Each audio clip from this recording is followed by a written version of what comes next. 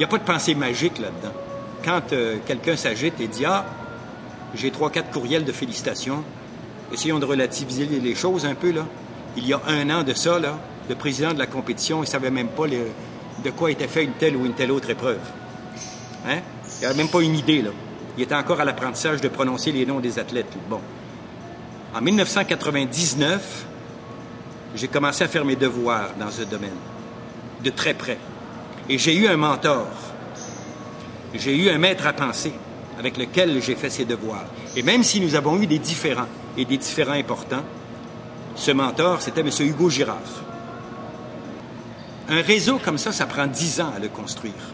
Ce n'est pas en piquant ici et là des adresses courriels qu'on peut dire ensuite « Hey, je l'ai le réseau. » là. T'sais?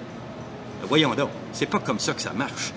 Il n'y a personne qui a dit qu'il a été maltraité à Montmagny et au contraire, l'accueil a été formidable. Ils ont été logés premier niveau. Ils ont été mis dans des conditions d'accueil et d'hospitalité extraordinaires. C'est pas là qu'est le problème. Le Fortissimus possède l'expertise. Fortissimus, c'est à cause de ça que ça a été un succès. Et mes collaborateurs. Au point de vue population, oui.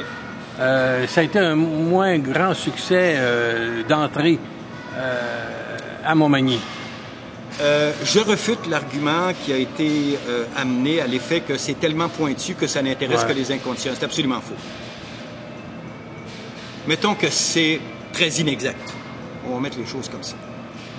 D'abord, j'ai entendu Mme Normand s'exprimer là-dessus, Isabelle Normand. Elle a raison sur un point. Elle a bien précisé les choses là-dessus. Généralement, et particulièrement ici au Québec, les épreuves de force que l'on connaît, et même à plusieurs endroits aux États-Unis, notamment, sont ce qu'on appelle des sideshows. C'est-à-dire que l'épreuve, l'événement lui-même, il fait partie d'une programmation plus large. À titre d'exemple, je pourrais peut-être donner ici une idée aux gens de Montmagny. Si, par exemple, une compétition de force organisée à Montmagny se faisait à l'intérieur du Festival de Loi-Blanche, comme un des événements. Hein? On a la grande manie au Québec quand on présente un événement. Tout ce qu'on a, c'est des groupes rock et puis des groupes populaires qui viennent enrichir, si vous voulez, le noyau dur d'un événement.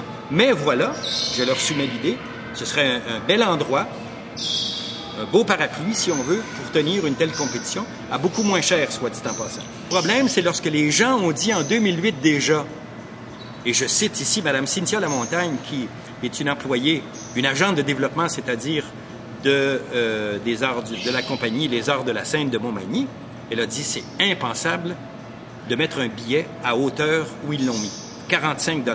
Lorsqu'on a dit y aura-t-il des forfaits, il y a eu un tout petit forfait. Lorsqu'on a dit est-ce qu'il y aura un prix pour des enfants, la réponse a été non. Y a-t-il un prix familial? La réponse est non. On venait de se péter la gueule directement là.